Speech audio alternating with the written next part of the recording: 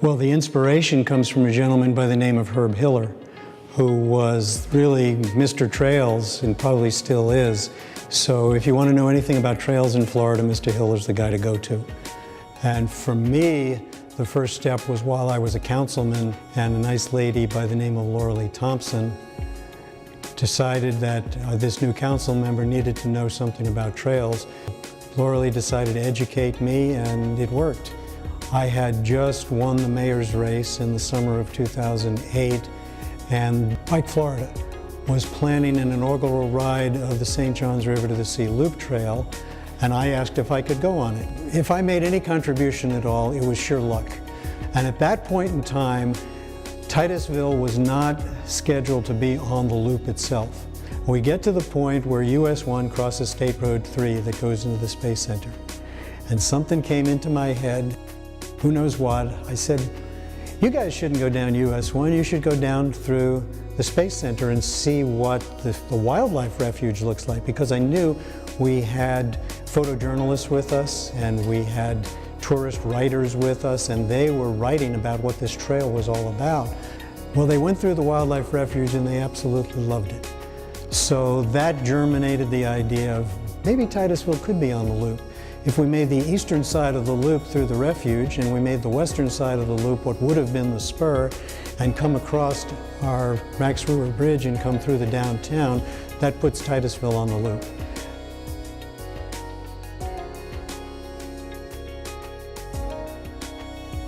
Talk about the 3 converging trails here in Titusville, and people do not realize, they mostly hear about the Coast to Coast Trail, which is the one that's most completed at 80% complete.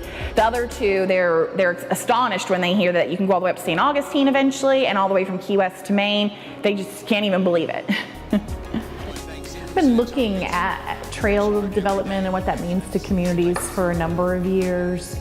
And it really, I've always known that that type of thing aligned nicely with all of the outdoor recreation opportunities that we had here. So I don't know that I would say there was an awakening recently, but I think seeing the city manager, city council, and the community start to embrace the concept of being a part of the trail network is where I realized that it could come true. Well, one of the people that was really instrumental in helping this happen was our city manager, Scott Larice, because it was pretty apparent early on that this bicycle trail had to come through the downtown to make it Titusville really be a part of it. If you go on Main Street now, you'll notice Main Street is a one-way street, so that we could have enough room for both cars and bicycles. The businesses along Main Street wanted to make sure that there was not only room for cars, but there was room for parking, because they rely on their customers being able to park on Main Street.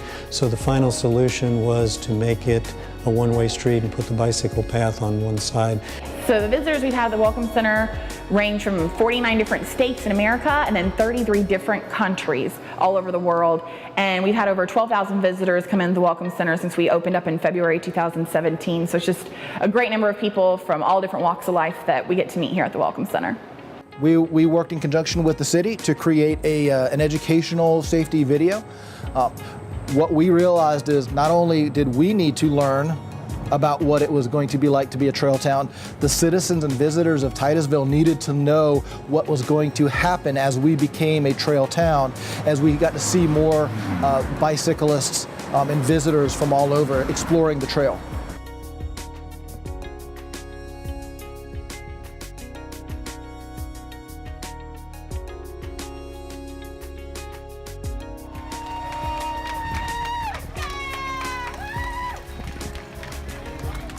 I do bike. I ride 100 miles a week. So, but you know, my commute, I do try to bike during the winter months when it's not so hot. I'm told there's 400 cyclists here today, and I believe it. Looking at the bikes and the traffic and all the people, kind of exciting, isn't it? Now we're doing this, and it's a good ride, great ride. Yeah, beautiful, absolutely. Yeah, it'll definitely attract more people, right?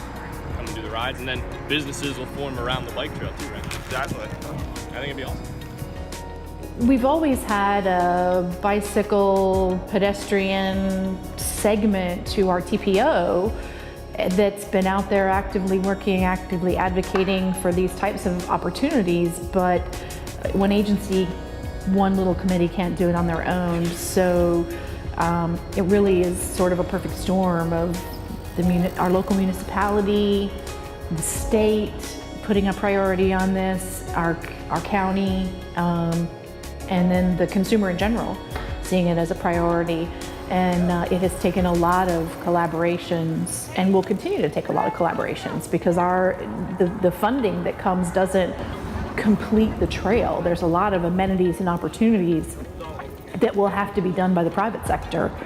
These regional trail systems are really about collaboration.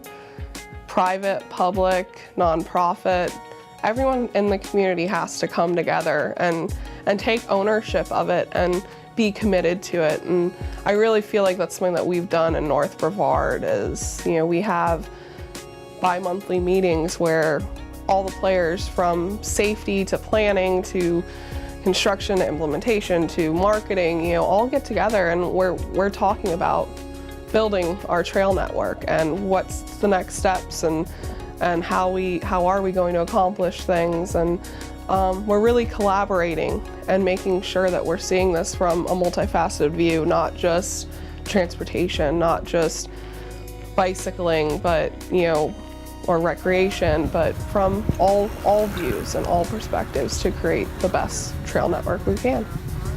I do think it's unique, and I think that there's other communities that have asked us how we're doing it and are modeling their committees after what we've done here, whether it be the Titusville Trail Committee that the city manages, or then the Brevard County companion to that, which then you get Fish and Wildlife and the Park Service and a whole different set of partners, fire, county sheriff, those kinds of things.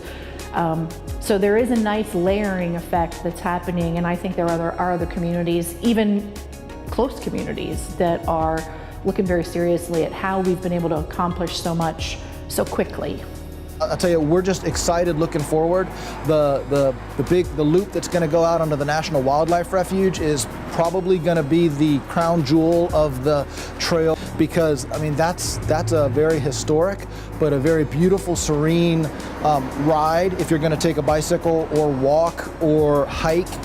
And the fact that the entities are going to come together and allow people to, for example, cycle or hike on a wildlife refuge where we launched astronauts into space as well. It's an incredible combination that you can't find anywhere else in the world. We're blessed to be located where we're located, and with a little effort, I think we're going to reap great rewards from location, and lots of hard work.